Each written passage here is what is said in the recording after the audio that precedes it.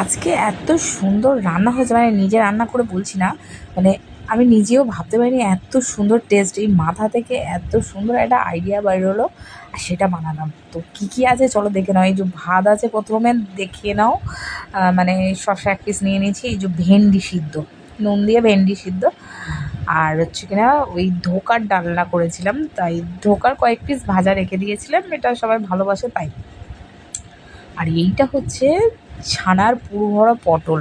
মানে আমি রেসিপিটা অবশ্যই দেখাবো, মানে আমার অনেক ভিডিও জমে আছে।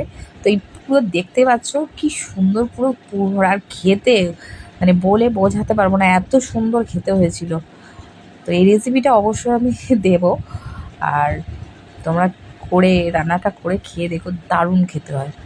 আর ধোকার ডালনাটাও দারুণ খেতে হয়েছিল। মানে কিছু বলার নেই, মানে আজকের আমার মানে মানে পেট ভরে গেছে, মন ভরছে না মানে খেতে খেতে। মানে মনে হচ্ছে আরও খাই আরও খাই, কিন্তু পেট তো শুনছে না, আর তো খাবে না, এই যেটুকু সেটুকুই খাওয়াই ভালো। তো যাই হোক, এরকম খাওয়া দাওয়ার ভিডিও যদি তোমাদের ভালো লেগে থাকে অবশ্যই লাইক কমেন্ট করবে। পরের ভিডিওতে দেখা হবে, সবাই ভালো থাকবে, সুস্থ থাকবে, টাটা।